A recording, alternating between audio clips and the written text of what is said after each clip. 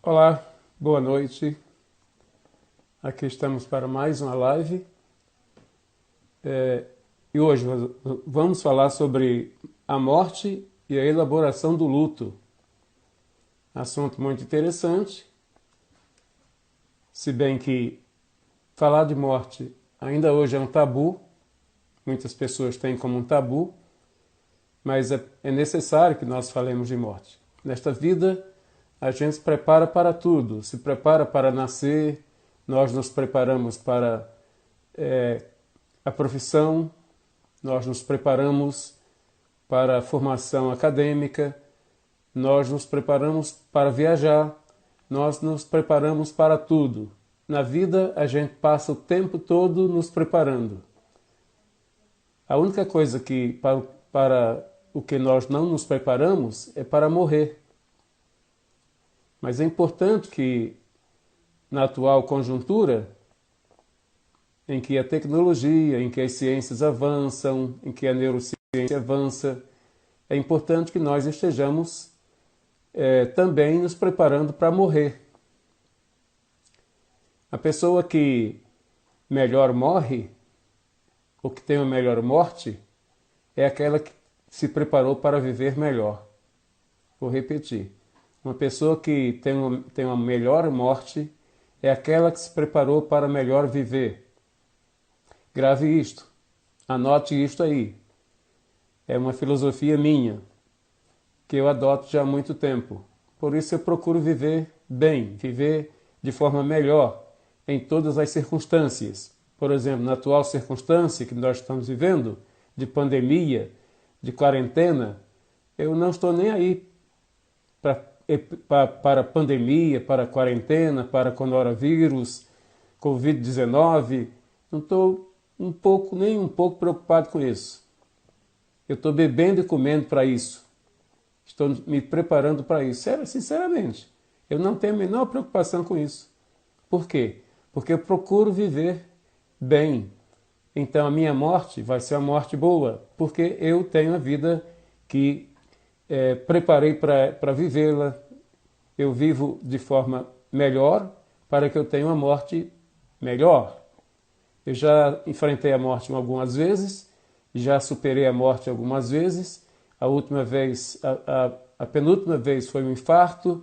Eu encarei o infarto com toda tranquilidade e foi um infarto em que eu fiquei sem condição, sem as minhas condições vitais básicas, eu fiquei sem elas e enfrentei isso com naturalidade, superei o infarto.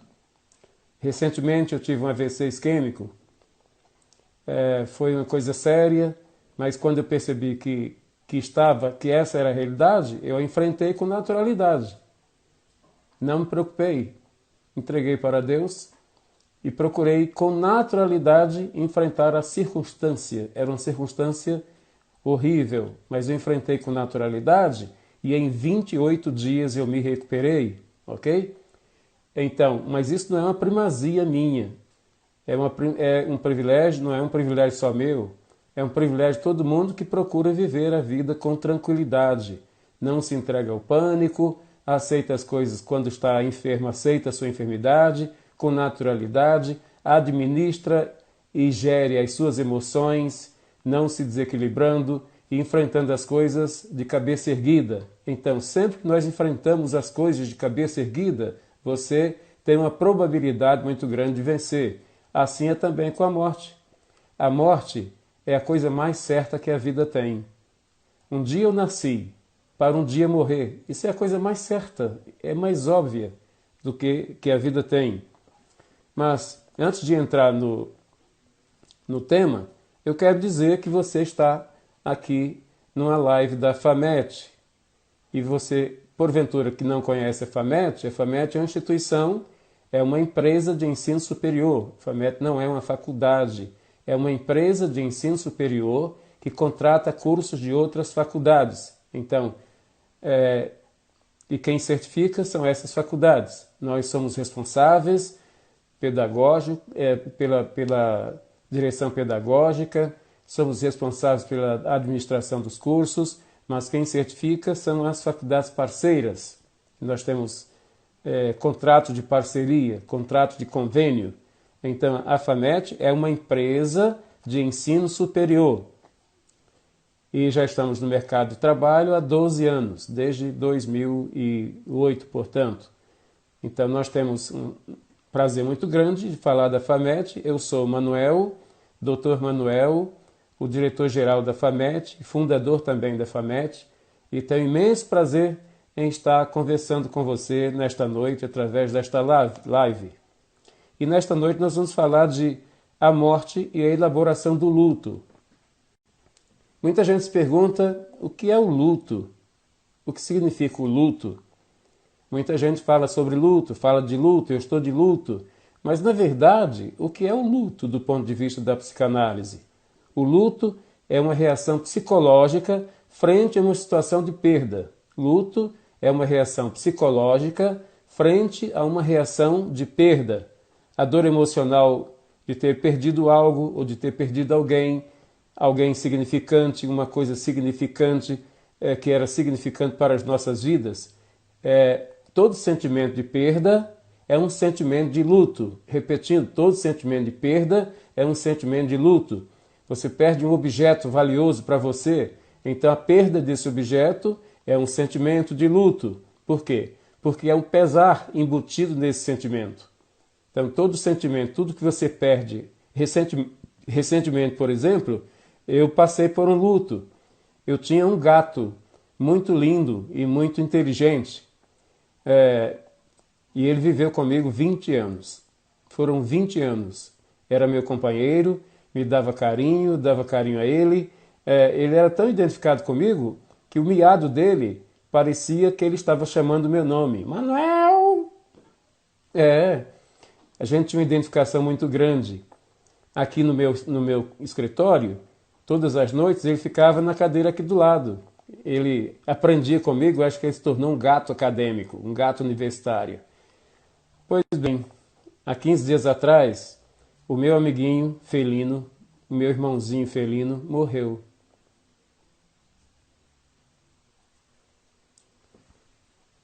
E até hoje eu estou sentindo. É um sentimento de luto. Foi uma perda significante para a minha vida. Então, toda perda significante, o sentimento dessa perda é um sentimento de pesar. Então, é um sentimento de luto. Você perde uma pessoa, é um sentimento de luto. Uma pessoa querida, é um sentimento de luto. Você perde um objeto valioso para você, o sentimento é o mesmo, é um sentimento de luto. Você perde um animal de estimação, é um sentimento de luto, porque há um pesar embutido nesse sentimento. Agora, o que ocorre é que existe diferença de dimensionalidade desse sentimento. É claro que quando você perde uma pessoa querida, um ente querido, o sentimento é mais intenso. Há um investimento emocional. Há um investimento emocional. Você investe uma qualidade de emocionalidade, uma qualidade de emoção, você investe nessa perda. Então, o sentimento frente à perda que você tem é um sentimento de luto, você vai apenas distinguir as dimensionalidades desse sentimento, das emoções que envolvem ou que são investidas nesse sentimento. Essa reação psicológica não tem apenas componentes de caráter emocional, mas tem também componentes fisiológicos. Sentimento de perda, sentimento de luto, não é apenas um sentimento em que você investe emoções, as emoções de pesar, e que não se atinge apenas a sua estrutura emocional, envolve e atinge também a sua estrutura fisiológica, por causa das manifestações da emoção, do luto no seu físico, na sua fisiologia. Então, envolve também a sua estrutura fisiológica, não tem o sentimento de perda, não tem apenas um caráter emocional, mas tem também um caráter fisiológico. A vida e a morte coexistem no espaço do corpo, desde a concepção, desde a nossa concepção. Os contrários tornam-se um só em um diálogo que nunca desaparecerá. Então, nunca desaparecerão. Desde que nós nascemos, já nos deparamos com a possibilidade de morrer. Então, o sentimento de vida e o sentimento de morte coexistem paralelamente dentro de nós. É claro que nós fazemos de tudo para viver. O nosso alvo, a nossa meta é viver. Agora, enquanto nós temos uma meta, nos empreendemos numa meta para viver, temos que ter a preocupação de que paralelamente a morte nos acompanha. Então, o sentimento de morte, é interessante pensar assim, é muito interessante você ter esse tipo de pensamento. Eu estou vivo aqui agora, mas eu não tenho absolutamente certeza ou certeza absoluta de que amanhã eu estarei vivo neste mesmo horário. Isso é uma coisa que nós não podemos ter certeza, não podemos afirmar com plena convicção. Eu estou vivo aqui agora, mas não tenho absoluta certeza que amanhã, neste mesmo horário, eu estarei morto, eu estarei vivo ou morto. Então, já por isso, nós devemos nos preparar para morrer. Não apenas nos preparar para viver, mas nos preparar para morrer. Aí cabe aqui uma pergunta. Você, meu querido aluno, minha querida aluna, está preparada ou está preparado para morrer? Pense nisso e pense forte. Pense nisso e pense forte, porque isso é uma realidade factual da nossa vida. Vida e morte coexistem no espaço do corpo, desde a concepção até os nossos dias. Assim, o início e o fim, os segundos e o nada, olha só que pensamento bacana. O início e o fim, os segundos e o nada, o corpo com um paradoxo da vida e da morte. Eu estava pensando outro dia sobre... Aliás, foi outro dia não, foi hoje de manhã, eu estava pensando sobre a temática que estarei desenvolvendo aqui agora, através dessa live, e fui criando pensamentos filosóficos, porque eu sou filósofo também, eu sou pós-doutor em filosofia pela Christopher American University, dos Estados Unidos. Então sou um filósofo. Não sou um filósofo por dizer que sou um filósofo, eu tenho formação nessa área, formação superior nessa área. Então, aí eu crio pensamentos, eu estou assim, às vezes eu estou assim, quieto, toda vez que você me vê quieto, eu estou criando alguma coisa. A minha mente é muito criativa, eu estou criando, eu sou um criador, ok? Então eu criei esse pensamento, o início e o fim, os segundos e o nada, os opostos e os competidores, falam a natureza humana, habitando o corpo como um paradoxo da vida e da morte. E é exatamente isso. Isso não é apenas uma filosofia, é uma realidade. Morte e morrer são palavras que as pessoas nem gostam de falar, nem gostam de ouvir falar em morte, morrer. Mas nós temos que nos acostumar com essa ideia, porque ela é real. Nós não vamos poder fugir da morte, de modo algum. Aonde quer que nós estejamos, na idade que tenhamos, um dia ela vai chegar. O nosso dia vai chegar. Então nós temos que encará-la de frente, encarar isso de frente, encarar com naturalidade. Morrer é uma coisa paradoxal? Não, morrer não é nada paradoxal. Morrer é uma coisa real. Ok? Apesar de reconhecer a inevitabilidade da morte, ainda hoje, falar de morte, para muitas pessoas, a morte é um tabu. Diante deste fato, então as pessoas ficam em silêncio e, dessa forma, com o silêncio, através do silêncio, procuram um subterfúgio para melhor lidar com o acontecimento da morte. Mas, buscando subterfúgio, encarando com naturalidade, a morte é algo factual, a vida. Um breve histórico sobre a morte, sobre o homem e a morte. O homem sempre viveu sob o impacto da morte. Desde que nós nascemos, sempre vivemos sob o impacto da morte. E no século XIV, por exemplo, surgiu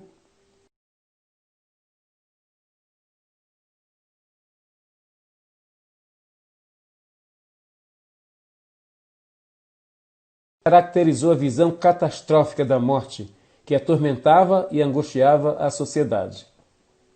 Até o século XIV, até antes da peste negra, a morte não era tão vista como algo catastrófico. Era temida, as pessoas tinham medo da morte, mas a morte não era algo catastrófico. Mas com a peste negra, que não apenas matou milhares de pessoas, e depois veio as consequências na economia, na vida social, na vida comercial, na vida industrial. É o que vai acontecer agora, inclusive, com essa pandemia do coronavírus. Que, aliás, abrindo aqui um parêntese, segundo investigações científicas de pesquisadores sérios, o pico do coronavírus já passou. Eu tenho aqui uma pesquisa feita por um cientista israelense, com levantamentos estatísticos do Japão, da Coreia do Sul, da China, da Itália, da França, da Inglaterra, de vários outros países, mostrando a progressão do coronavírus. E, segundo esse cientista e o seu grupo, o pico já passou, inclusive aqui no Brasil. Fazendo analogia comparativa dos dados do Brasil, comparando com os dados desses outros países aqui citados, o pico já passou.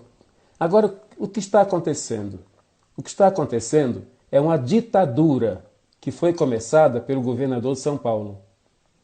É uma ditadura que consiste em fechar comércio, paralisar indústrias, impedir as pessoas a sua liberdade de ir e vir. Isso é uma neurose. É uma neurose doriana. Vou repetir. É uma neurose doriana, ou seja, doriana referente ao Dória, que a imprensa assumiu isso, e inclusive a Globo, e divulgou isso, e as pessoas meteram medo nas pessoas. As pessoas estão tomadas pelo pânico. As pessoas estão morrendo mais de pânico do que Covid-19. É o que está acontecendo. Então, aí, por causa disso, muitas empresas já fecharam, muitos comércios já fecharam, muitas indústrias já estão a caminho de quebrar, de falir. Ou seja, a consequência é mais, além de ser a consequência maior, não é tanto patológica, não é tanto da patologia, mas é da economia. Então, e além disso, por causa das consequências socioeconômicas que vão surgir, vai acontecer uma epidemia de depressão, de transtorno de ansiedade, e vai aumentar o número estatístico de suicídio. Ok? Essas pessoas que espalharam esse pânico deveriam ser criminalmente responsabilizadas. Eu afirmo, deveriam ser criminalmente responsabilizadas por tudo isso. Responsabilizadas pelo desemprego que já está acontecendo e vai aumentar ainda mais. Responsabilizadas criminalmente pela falência de indústrias, falência da economia. Sim, deveriam ser responsabilizadas criminalmente, deveriam ser presas e ir para a cadeia, a começar pelo senhor Dória. Então, fecho parêntese.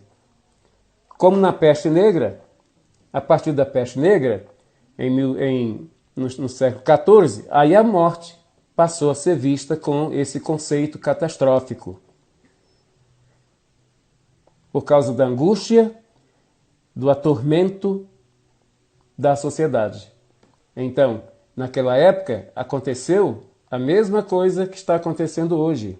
Ou seja, vamos viver a reedição do que aconteceu com as circunstâncias impetradas pela peste negra. A morte acontecia prematuramente, afligia, tormentava, o tormento era insuportável e tornava o homem um objeto repugnante para si e para os outros. No século XIV aconteceu isso. Vale dizer que naquela época não havia promessas de gloriosa imortalidade e a morte era vista como terror e fonte de castigo. A morte, além de ser vista como terror, era vista também como fonte de castigo. Os clérigos pregavam sobre isso, a igreja pregava sobre isso. As pessoas que morriam, a morte era conceituada como um castigo. Que coisa horrível. Então a morte tinha uma conceituação, pensando-se assim, a morte tinha uma conceituação a partir do religioso, do aspecto religioso. Isso era horrível. Então, assim, a morte, embora temida, também era considerada natural. Tinha que acontecer, ia acontecer. Na Idade Média, depois saiu do século XIV, veio o século XV, na Idade Média, a partir do século XV, as pessoas passavam a ocultar esses sentidos que no século anterior davam à morte. A morte era algo catastrófico, apesar de natural, ou seja, porque tinha que acontecer, mas era algo catastrófico. Além de ser algo catastrófico, era também um castigo. As pessoas morriam porque eram castigadas pela morte. Mas a partir do século XV, essa expectativa esse conceito passou a ser sublimado. As pessoas escondiam esse conceito e a morte passou a ser vista com olhos melhores, com uma visão melhor. Se na antiguidade o homem jamais perdia de vista a ideia de que iria morrer, mais tarde adota agora uma mentira sistemática, ou seja, o silêncio. O que era essa mentira sistemática? Era o silêncio. Não se falava sobre morte. De lá para cá, é exatamente o que acontece. É por isso que as pessoas não gostam de falar sobre morte. Então, elas sublimam o sentido da morte. E isso constitui uma mentira sistemática que vem desde o século XV. Isso é histórico, é história. Então, o significado da morte vem sendo estudado em várias frentes por vários cientistas, vários pesquisadores. A morte tem sido objeto de estudo, objeto de investigação científica. Vem sendo estudado porque ela influencia condutas na história e na cultura do povo e dos povos e das nações. Por isso a morte vem sendo objeto de estudo de várias frentes e atualmente ela vem sendo objeto de estudo da neurociência. O homem moderno tem procurado mecanismos que permitam o distanciamento da morte, mediante cuidados com a saúde física, evitando ou se protegendo contra os riscos da morte antecipada. Uma outra coisa, no século XIV, até o século XIV, os velórios eram feitos na casa da pessoa falecida, com os parentes ali, compartilhando daquele momento. Era um momento de despedida da pessoa falecida. Então as pessoas sofriam mais. As pessoas que eram mais vulneráveis emocionalmente, o luto era mais duradouro. A dificuldade de enfrentar o luto, a dificuldade de trabalhar o luto, de elaborar o luto era muito maior. Hoje, no século XXI, hoje as pessoas buscam alternativas modernas para que o luto não seja tão intenso. Então, por isso os velórios já não são feitos em casa, na casa do falecido, a não ser aquelas pessoas mais pobres, mais desprovidas de recursos econômicos, então velam os seus mortos em casa. Mas geralmente os mortos são levados para a capela mortuária, aqui perto na Afonso Pena, perto da minha casa, tem uma casa muito chique, em que as pessoas de condições econômicas mais altas são veladas ali. Tem até o uísque cavalo branco. É uma coisa chique, chiquerésima, muito chique. Eu inclusive gostaria de ser velado ali. Tem aquelas meninas que são carpideiras. Você fica com 3 meninas de cada lado da urna, e ali, em vez de servirem café, é servido uísque cavalo branco. Velório de pobre se serve café, mas velório de rico se serve uísque cavalo branco. E tem aquelas meninas bonitas, né? Lindas, igual as princesas, ali do lado. Em velório de pobre não tem nada disso. É só em velório de rico. Então, eu gostaria de ter um velório assim. Vale a pena dizer que a morte, embora temida, era considerada natural durante a Idade Média, passando a ser ocultado seu verdadeiro sentido, a partir do século XV. O significado da morte vem sendo estudado, como eu já disse, nos seus vários e diversos aspectos. No aspecto da emocionalidade, no aspecto fisiológico, as consequências geradas, as psicossomatizações geradas pela morte, tudo isso tem sido objeto de estudo das várias frentes científicas. É importante, todavia, que o luto seja bem elaborado. É sobre isso que nós queremos falar agora, que o luto seja bem elaborado. Por que o luto deve ser bem elaborado? Porque o luto mal elaborado pode trazer danos futuros às pessoas enlutadas, danos futuros para a família, pode trazer danos futuros como baixa do sistema imunológico, com consequências de doenças, o surgimento de doenças relacionadas com a imunidade, traz consequências como desenvolvimento de comportamentos antissociais, traz consequências como a inclinação da pessoa para a bebida alcoólica e, inclusive, traz consequências como desenvolvimento de ideações suicidas. Muitas pessoas que não perpassavam essa ideação, não perpassavam a mente, depois da perda de um ente querido, porque a vida parece para ela ter perdido sentido, ter perdido valor, então a pessoa permite que perpasse a sua mente ideações, as chamadas ideações suicidas.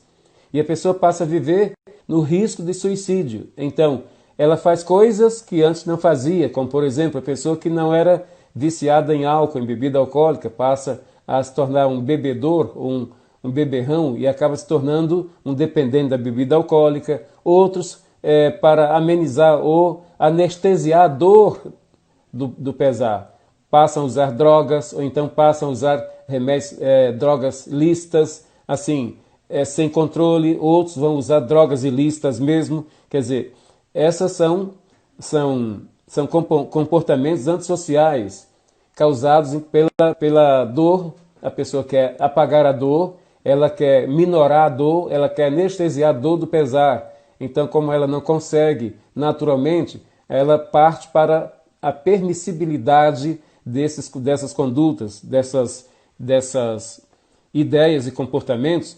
Por quê? Porque o luto não foi bem elaborado. O luto precisa ser bem elaborado. Agora, como fazer isso? E luto é um processo. Quero falar sobre o processo do luto. O luto é um processo. E esse processo é exatamente esse processo, é durante esse processo que deve acontecer a elaboração. A maioria das pessoas enlutadas é capaz de superar a dor e a emoção do luto com o tempo. E com a ajuda de familiares, de amigos, a pessoa consegue superar o pesar da perda, ou a dor do luto, e retomar as suas atividades normais. Isso pode acontecer, isso tem um período. Isso pode acontecer, o luto normal, nós diríamos que esse é um luto normal. Existe o luto normal, e o luto normal pode ter uma durabilidade de até 180 dias, ou seja, 6 meses. Quando não acontece a elaboração do luto, então ultrapassa-se esses 6 meses e o luto se torna patológico. Pode durar 3 anos, 5 anos. E há pessoas que levam a vida inteira, 10 anos, 15 anos, e não superaram o pesar do luto. Principalmente, isso vai depender da pessoa que faleceu. O vínculo, o grau vincular, usando uma linguagem psicanalítica, o grau vincular com esse parente. Por exemplo, a perda de um filho, de uma filha, o tipo de morte, se for uma morte drástica, então o sentimento é muito mais intenso, o luto é mais prolongado. Uma morte trágica, por exemplo, a pessoa não estava doente e de repente ela foi sofrer um acidente, era uma pessoa cheia de vida. Esse tipo de morte tem tudo para que a pessoa enlutada, as pessoas enlutadas não consigam superar dentro do tempo, dentro da normalidade do tempo, que é de 180 dias. Pode durar mais tempo. Então, passou de 180 dias, esse luto já não é mais normal. Ultrapassou o limite da normalidade. Agora ele é um luto patológico. Ele vai trazer consequências muito maiores. E aí, a pessoa que não consegue elaborar o luto e dentro de 180 dias já superá-lo, ela vai precisar de ajuda terapêutica, de ajuda analista, ela vai precisar contratar um profissional, porque por si mesma ela não vai conseguir elaborar o seu luto. E não conseguindo elaborar o seu luto, ela se coloca no risco de sofrer muito mais, sofrer consequências maiores, psicossomatizações, etc, etc. A elaboração do luto passa por diversas etapas para você elaborar o luto.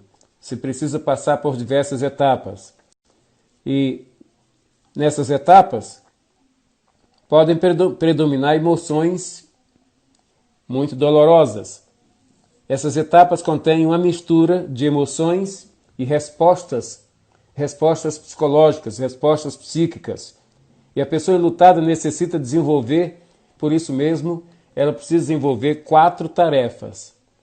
Eu vou te dar as 4 tarefas. Uma pessoa enlutada, quer seja o luto normal ou o luto patológico, durante o luto normal, ela tem que elaborar o luto, o processo de luto, e o processo de luto passa por 4 etapas, para não chegar ao luto patológico, para não chegar à patologia do luto. Então, a pessoa enlutada precisa ser orientada por um terapeuta, um analista, para que ela coloque em prática as 4 etapas do luto. Quais são essas etapas? São as seguintes. Primeira etapa, aceitar a realidade. Ok? Aliás, uma etapa, é uma tarefa psicológica, diante do luto, diante do pesar. A primeira coisa que a pessoa precisa fazer é aceitar a realidade. Quer dizer, o ente querido faleceu, não há nada mais a fazer. Então, se não há nada mais a fazer, a pessoa precisa enfrentar essa realidade, conviver com essa realidade e não fugir da realidade. Que na medida que a gente foge das nossas realidades, as consequências disso nos acompanham a vida toda por onde quer que nós andemos. Eu costumo dizer, um pensamento meu também, um pensamento filosófico, problemas não se carregam, problemas se resolvem. Problemas nós não os carregamos, problemas nós os resolvemos, porque se nós carregamos os nossos problemas, eles vão nos afligir a vida toda. É igual, por exemplo, você tem uma dívida e não paga essa dívida, ou seja, a preocupação com a dívida, a tensão emocional gerada pela dívida vai persistir enquanto você não pagar a dívida. Então, você pode adoecer até mesmo por causa dessa dívida. Então, problemas não se carregam, problemas se resolvem. A realidade não pode ser transferida, a realidade da morte não pode ser transferida. Nós temos que viver as emoções, temos que identificar as emoções do luto, viver essas emoções e tentar superar as emoções do luto. Então, aceitar a realidade é a atitude mais sábia, mais inteligente de uma pessoa enlutada. Segunda tarefa psicológica, experimentar a dor. Eu sou fã de um psiquiatra e psicanalista norte-americano, ele chama-se David Yalop. Ele diz que as nossas emoções, nós precisamos identificá-las, precisamos nomeá-las e precisamos resolvê-las. Se a emoção é de dor, então você deve experimentar a dor. Você deve identificar, nomear e experimentar a dor. Enquanto isso, enquanto você experimenta, há um processo psíquico-químico de adaptação a essa realidade, a realidade da dor. Você não sublima a dor, você vivencia a dor. Então, e você experimenta a dor. Na medida que você experimenta a dor, você curte essa dor. Você vivencia essa dor.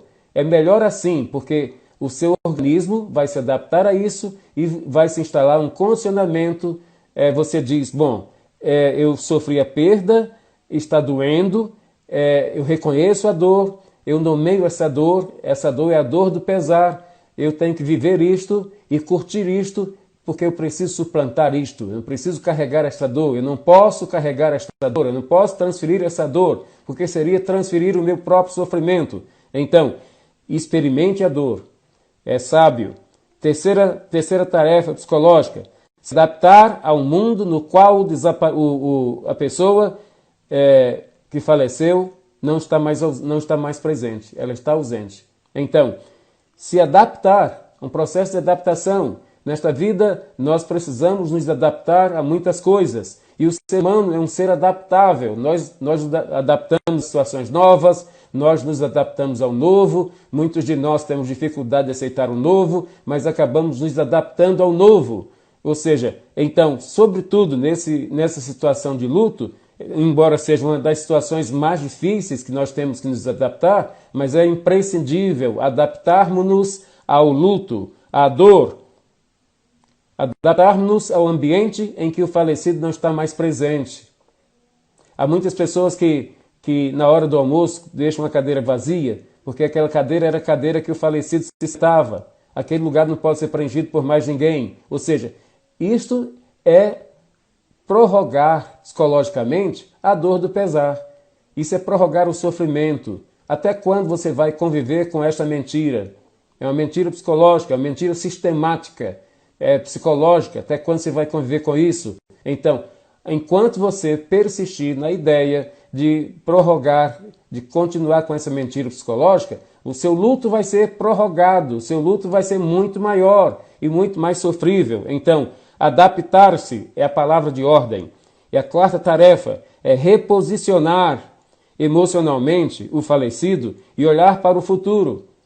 É reposicionar, ou seja, o falecido faleceu, ele foi sepultado, ele está no seu lugar que deveria estar, que deve estar. Então, é aceitar a realidade, se posicionar, ou seja, se posicionar perante a vida, não é se posicionar perante a morte. A pessoa que não se adapta, ela se posiciona, sim, ela está posicionada perante a morte, mas deve ser o contrário, a nossa atitude deve ser ao contrário. Nós devemos nos posicionar para a vida e a favor da vida e curtir a vida, nada de morte, e sim vida. Nós estamos aqui para viver, não para morrer. Em qualquer que sejam as circunstâncias, eu preciso viver e não morrer. Na medida que eu renuncio a esta atitude sábia de me adaptar à nova realidade, à ausência do falecido, então eu estou me predispondo para a pulsão de morte. Todos os dias nós convivemos com a pulsão de vida e com a pulsão de morte. Quando eu não enfrento a realidade da morte, quando eu me dobro diante do sofrer da morte, eu estou me dobrando, não diante do sofrer da morte, mas diante das pulsões de morte. E as pulsões de morte inspiram motivações para o morrer. Então, a cada dia nós morremos, em vez de cada dia nós vivermos. Agora, o que podemos fazer para processar o luto? Primeiro, aceitar e compreender que o luto é um processo natural e que leva o seu tempo, sem tentar expressá-lo e adiantar o tempo de adaptação. Repetindo, aceitar e compreender que o luto é um processo natural que leva o seu tempo, tem o seu tempo, e nós não devemos, portanto, apressar esse tempo. Devemos viver esse tempo, curtir o tempo. Isso varia de pessoa para pessoa. De repente, o meu tempo perante a morte é um, o seu é outro. Então, isso varia de pessoa para pessoa, de perfil psicológico de cada pessoa. Mas você deve aceitar e compreender o luto. Segunda coisa, não resistir à mudança. Vão ser necessárias mudanças. Acontece uma transformação, vai acontecer uma transformação. Você vai passar por uma transformação frente à perda do falecido, a perda da pessoa falecida. E aí, nessa transformação, vai acontecer a inovação de papéis. Novos papéis serão necessários ser assumidos na família, na empresa, na vida como um todo. O melhor é abraçar essas mudanças, aproveitando as oportunidades que se apresentem para o crescimento. ao mesmo tempo em que reconhecemos os aspectos nos quais nos sentimos empobrecidos. Muitas das vezes nós nos sentimos empobrecidos, as nossas emoções são patologizadas e aí nós vamos permitir a instalação de tensões e a cada vez que as tensões aumentam, empobrecem as nossas emoções. Nós nos sentimos com os nossos sentimentos e nossas emoções empobrecidas quando nós não abraçamos as mudanças, não abraçamos o novo. Quando você não abraça o novo, não abraça as mudanças, e abraçar o novo significa abraçar a ausência da pessoa falecida. Fazendo assim, você está processando, você está elaborando o seu luto e você está crescendo. Se você não elabora o luto, você tem as suas emoções, ao mesmo tempo que você tem as suas emoções, os seus sentimentos empobrecidos, você está permitindo que a autoestima, a automotivação também sejam diminuídas e você vai perdendo para a morte em vez de estar ganhando, estar crescendo para a vida. Então, a terceira coisa que você deve fazer é expressar suas emoções, expressar nossas emoções. Nós devemos expressar as nossas emoções, sejam quais forem as circunstâncias, seja a perda de um ente querido, seja a perda de uma empresa, seja a perda do namorado, seja a perda do noivo, seja a perda do marido. Não se curve diante das emoções patológicas. Abrace essas emoções e viva a realidade dessas emoções. E expressem as emoções. Dê sentimento às suas emoções. Nós devemos expressar nossas emoções e sentimentos.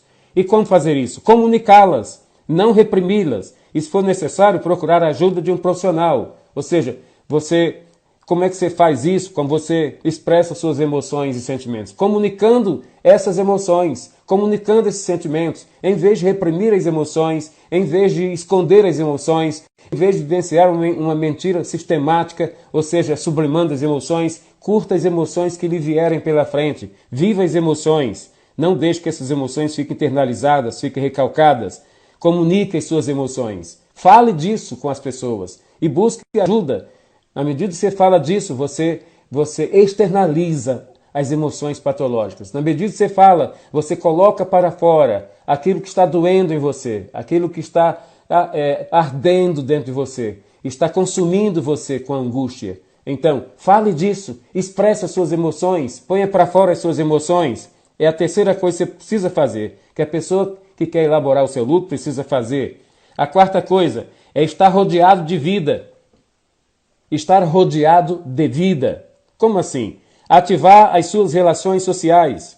Aprender algo novo. Fazer uma atividade física, por exemplo. Se você não fazia, então busque praticar uma atividade física para você externalizar as energias psíquicas, as catéxias psíquicas que estão sendo recalcadas e estão impedindo você de viver um oxigênio saudável. Então, busque ativar as suas relações sociais.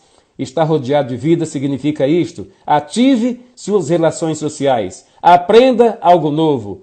Faça atividade física. E de acordo com a sua idade, busque condições de saúde que facilitem, que ajudem, que contribuam para a sua saúde física. E por último, procure novos sentidos para a vida, como criar e desenvolver projetos.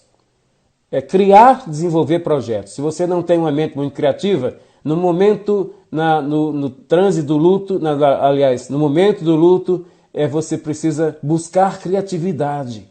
É na dificuldade que o homem busca criatividade. Vou repetir. É na dificuldade que nós encontramos coisas novas, porque nós nos tornamos mais criativos.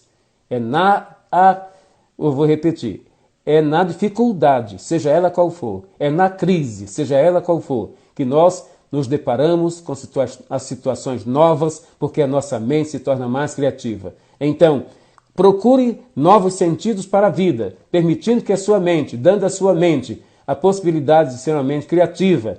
À medida que a mente é criativa, nós inovamos, nós crescemos, nós nos refazemos, nós nos recriamos. Então, para a elaboração do luto, você precisa exatamente praticar essas atitudes mentais. São atitudes mentais que jogam você para cima, em vez de jogar você para baixo. As reações psicossomáticas é a quarta coisa que eu preparei para falar sobre para você. as reações psicossomáticas. Você sabe que a depressão, o transtorno de ansiedade, as neuroses, de um modo geral, elas fazem opções psicossomáticas. Elas, principalmente depressão e transtorno de ansiedade, fazem essas opções psicossomáticas pelo sistema gastrointestinal, pelo sistema cardiovascular, pelo sistema imunológico e pelo sistema dermatológico. Ou seja, a pessoa ela é acometida por várias afecções nessas áreas da sua vida, nesses sistemas da sua vida. Então, o luto, a dor do luto, o pesar do luto, ela também provoca reações psicossomáticas. Por quê? Porque ela gera ansiedade e também pode levar à depressão. O pesar nunca é limitado. O pesar, ou a dor do pesar, a dor do luto, nunca é limitado à psique. Não se limita apenas à psique. Há também uma morbidez enorme, originária das condições relacionadas com a tensão. Então, pode acontecer ataques de colite ulcerativa, por exemplo, podem coincidir ou estar intimamente ligados com a perda do ente. A colite ulcerativa pode estar ligada intimamente com o sentido da perda do ente querido. Também pode, de forma igual, surgir outras patologias, como, por exemplo, patologias de caráter autoimune nas pessoas recentemente enlutadas. Aliás, esta é uma realidade que nós observamos, é uma realidade psicopatológica e patológica que nós observamos nas pessoas recentemente enlutadas. São essas afecções que são autoimunes, que são psicossomáticas, são opções psicossomáticas da ansiedade provocada, gerada pela ausência do falecido. Outra coisa, que é uma reação psicossomática, em alguns casos, a depressão. A depressão surge como consequência do pesar e associa-se à dor do pesar. A depressão surge e associa-se à dor do pesar, atingindo inclusive formas mais graves. A depressão associada à dor do pesar, ela ganha formas mais graves, podendo chegar inclusive ao risco de suicídio. É uma consequência psicossomática da dor do pesar, essa depressão mais grave. As ideias suicidas, por que chega ao risco de suicídio? Porque as ideias suicidas muitas vezes são uma manifestação do desejo de unir-se ao falecido. As ideias ou as ideações suicidas surgem como uma manifestação do desejo de juntar-se, de unir-se à pessoa falecida, de ser sepultado com o falecido. Então, daí as ideias suicidas. E a pessoa, na medida que alimenta esse tipo de sentimento, esse tipo de emoção patológica, ela acaba optando por eliminar a vida. Não é a vida, na verdade, ela quer eliminar. Ela quer eliminar o sofrimento psíquico que está sendo gerado pela a dor do pesar, a dor do luto. Então, ela quer juntar-se ao seu falecido, principalmente quando a relação vincular dessa pessoa com o falecido, se era um esposo, uma esposa, um filho, uma filha, essa relação vincular é muito forte, ela não se dissolve com a separação do falecido, é claro? Então, o desejo é muito forte de juntar-se ao falecido, e aí a pessoa acaba permitindo que perpasse a sua mente ideações suicidas. A dor da perda, quando normal, pode ser assistida por amigos e familiares do enlutado, com a assistência necessária durante os funerais e talvez por algumas semanas mais. Ou seja, uma pessoa que perdeu um ente querido, ela não pode ficar desassistida. Constantemente nós precisamos estar em contato. É uma ligação, é um telefone, é uma visita. Essa pessoa não pode ficar desassistida, porque ela vai se sentir sozinha, ela vai se sentir na solidão, ela vai se sentir envolvida pela síndrome, ela vai se sentir dominada pela síndrome de desamparo. Então, uma pessoa que perde alguém, um ente querido, ela pode passar por essas situações. Ela pode ser envolvida em sentimentos suicidas, por causa do desejo de juntar-se ao falecido, como também ela pode ser dominada por um sentimento de desamparo e entrar numa síndrome de desamparo. Se o luto não foi muito bem elaborado, isso vai fatalmente acontecer. Então, por isso a pessoa não deve ser deixada à mercê da sorte. As pessoas em isolamento social têm a possibilidade muito grande de um processo de pesar ser complicado porque não é bem elaborado. Então, principalmente nesse momento, é interessante que as pessoas elaborem, pensem logo em elaborar imediatamente o seu luto.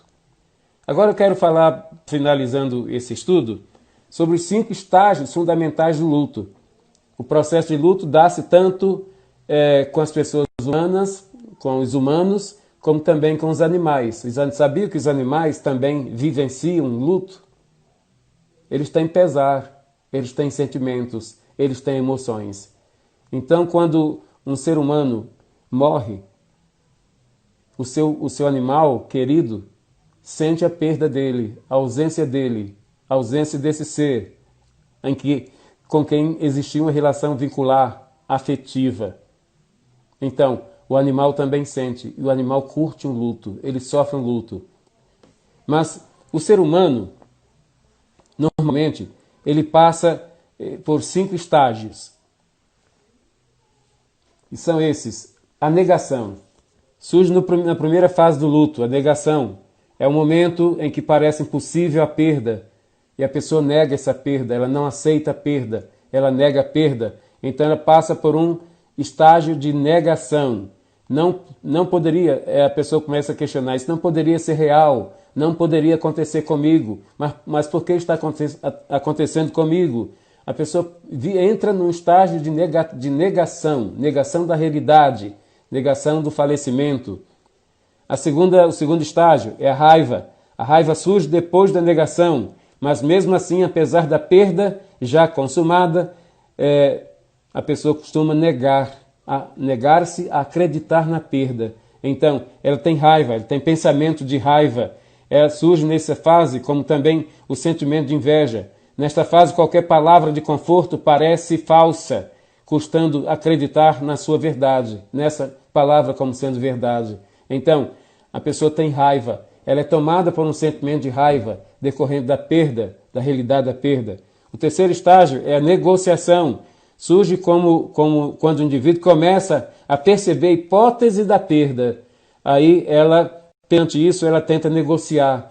E a maioria das vezes, a pessoa quer negociar com Deus, para que esta não seja, o falecimento, a morte não seja verdade. Ela quer negociar com Deus. Aí ela começa a dizer que se Deus retornar o falecido, ou seja, seria um desejo de ressuscitação do falecido, aí a pessoa começa a querer barganhar com Deus. Eu prometo ser um esposo, tipo assim, eu prometo ser um esposo melhor, eu prometo ser uma esposa melhor, eu prometo ser um pai melhor, ou eu prometo ser um filho melhor. É uma espécie de barganha que a pessoa quer fazer com Deus. É uma negociação. E o quarto estágio é a depressão. A depressão surge quando o indivíduo toma consciência que a perda é inevitável. A perda é algo factível, não tem como mudar essa realidade. Então a pessoa entra no estágio da depressão e isso causa um custo muito grande. E o quinto estágio é o estágio da aceitação. É a fase que a pessoa já passou pela depressão, agora ela aceita a realidade porque a barganha não funcionou, nada funcionou. Então agora ela se percebe realmente diante da perda, que a perda é inevitável, a perda aconteceu, não tem como negar isso. Então ela acaba aceitando essa realidade. Enfim, são esses os 5 estágios. Então, você acabou, estou chegando ao final, e quero dizer que hoje você conhece pormenorizadamente o luto, que é o luto. O luto é algo factível, é uma reação psicológica que surge frente à perda, o sentimento de perda, seja essa que perda for, principalmente a dor emocional que a pessoa sente frente à perda de um ente querido. Você aprendeu que a morte e a vida convivem dentro de nós paralelamente. Você aprendeu que a morte tem um histórico e que a morte ela passou a ser vista como algo catastrófico e também ela já foi conceituada como um castigo no século XIV. Depois você ouviu e você aprendeu que depois do século XIV, as pessoas começaram, já no século XV, elas começaram com um outro tipo de conceito em relação à morte. Elas sublimavam o sentido da morte, sublimavam para dentro o sentido da morte. Elas viviam o que eu chamei de uma mentira sistemática. Ou seja, elas negavam a morte, elas escondiam a morte, elas não falavam sobre a morte. Era uma mentira sistemática que só prorrogava o sentimento do luto e o sofrimento psíquico que essas pessoas enfrentavam. A terceira coisa que você ouviu é que é sobre o processo de luto e sua elaboração, que o luto precisa ser elaborado, e para que você elabore o luto, você precisa aceitar a realidade, você precisa experimentar a dor, curtir essa dor, precisa adaptar-se à realidade da ausência do falecido, e por último você precisa reposicionar-se emocionalmente diante da fatalidade, ou seja, diante da morte. Posicionar-se para a vida e não para a morte, não dar lugar à pulsão de morte, sim à pulsão de vida. Enfim, você aprendeu o que pode e o que deve fazer para que o processo do luto, a elaboração do luto seja real. Você precisa aceitar e compreender o luto como sendo um processo natural.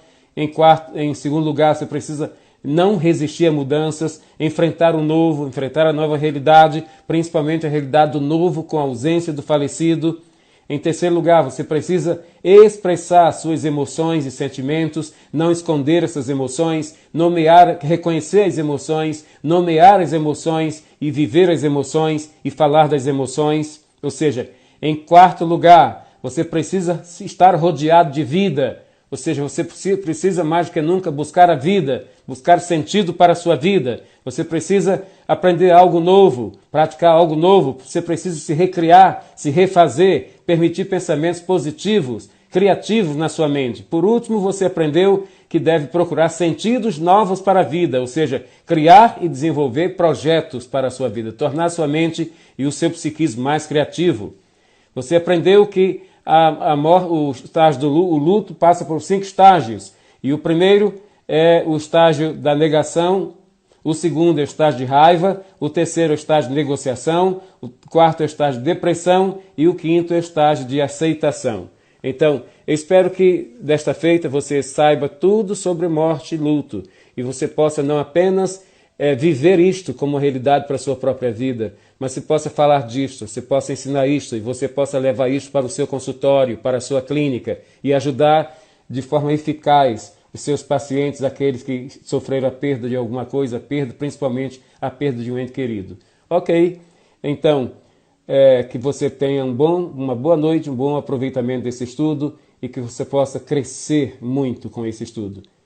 Que Deus possa ajudar você a que a sua mente seja uma mente muito inteligente e que você possa cada vez mais estar aumentando essa inteligência psicanalítica e psíquica como um futuro psicanalista, uma futura psicanalista de sucesso. Deus te abençoe. Boa noite.